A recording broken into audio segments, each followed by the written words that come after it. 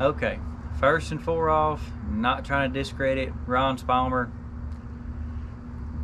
He knows a lot of what he's talking about. He's appeared on several well-established TV shows and whatever. I'm not trying to discredit the guy at all, except for this one subject.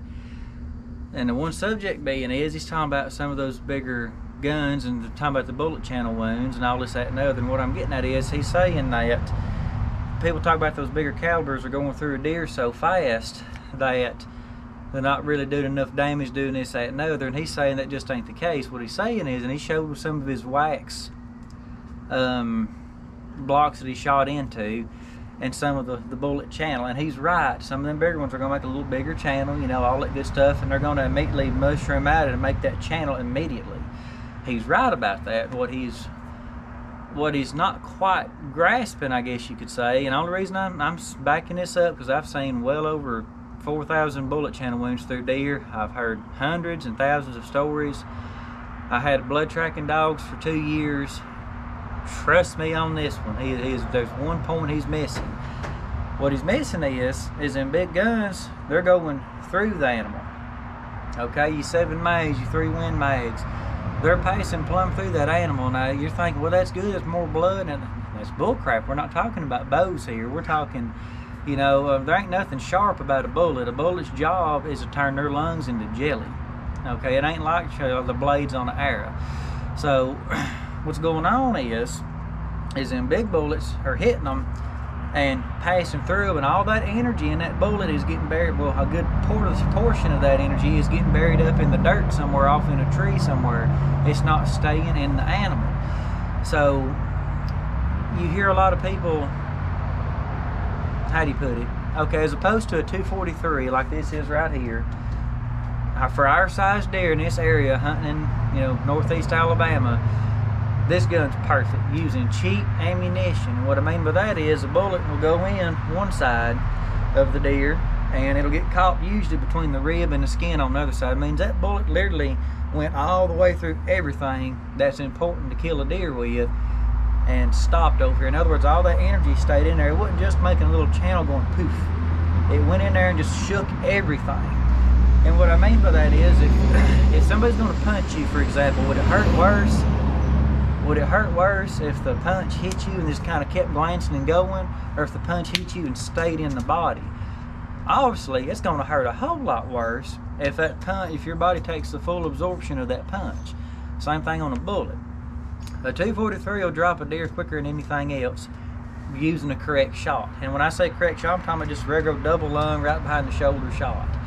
Now, these big guns, they're usually passing through so fast and wasting so much energy going out that it oftentimes makes people discredit smaller calibers. Like, man, I got this big arm cannon. Well, why are they running off? Why are they running 100 yards after I shot both lungs?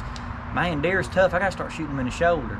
That's a bullcrap shot too. I don't care where you're at. That shoulder shot's a bullcrap shot unless you're on, like, you got like 20 acres to hunt and you don't want that deer running off, you know, and it's like a big trophy animal. There's no reason to shoot a deer in the shoulder. And that blows my mind. People want to shoot them in the shoulder. You take a deer's shoulder, it's about that big. A deer's head is about that big, okay? Shoot them in the head. But anyways, that's a processor pet peeve. I'm just throwing it in there. But anyhow, so people's taking these arm cannons, shooting a deer right, he's running off, so they're, man, I gotta start shooting him in the shoulder.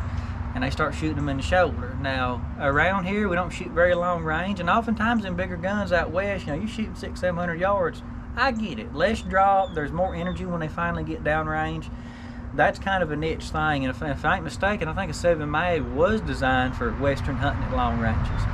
But here, I mean, most deer's gonna get shot at 50 yards, okay? So a 243 in my area is awesome. 243 does a wonderful job, and there's plenty of people. Furthest I've known a guy shooting, when he shot one at 500 and something yards with a 243 and killed it, dropped it. This 243 right here has killed probably 20 something deer right now. Of all the ones I've ever shot with, that only 2 of them run over 50 yards. And that's because they were so close the bullet passed through them. And they run a long ways, you know, 100 plus yards. But everything else that was at that correct distance, you know, roughly 30 to 50 yards where the bullet didn't pass through them, they all dropped. And I ain't gonna lie to you, they all hit the ground, didn't run, didn't do nothing. I've loaned this gun to some other people and they've hunted with it, and every deer they've shot with it's dropped, because you got the full energy of that bullet staying in that animal. Now, the deer in your area might be bigger, might be smaller. You might need to adjust your caliber a little bit. And also, you can do the same thing that this gun's doing with other calibers. You're just going to either speed up or slow down or change what type of bullets you've got, whether it's a little bit heavier grain. In other words, you got to change your ballistics to where it's going to go in there and mushroom and not go out the other side. You can take a 7 mag and put less powder in it, slow it down, and achieve the same thing. Or you can take something smaller and speed it up and do the same thing. But the point of it is you want that bullet to go into one side and get caught between over here. I know it ain't gonna bleed as much, but you don't need a blood trail when he runs 30 yards or he drops. Why do you need a blood trail? So anyway, I know it's a bit of a rant. Like I said, not trying to discredit Ron Spomer too much. I actually messaged him trying to see if he wanted to like make little comments, make a little video back and forth. Never got a response for him, so I just went ahead and made the video anyways. But either way, go check his channel out. He's got a lot of good information. He's got a lot of the nerdy ballistic stuff or whatever. So go, I mean, it's really interesting. I watch it all the time. So go check him out. Like I said, this is not a hateful thing. This is just one little thing he's missing a big point on. And either way, hopefully I wasn't too much of a rant. Hopefully I didn't offend too many people on the Big Gun Club. But there you go. Y'all have a good day.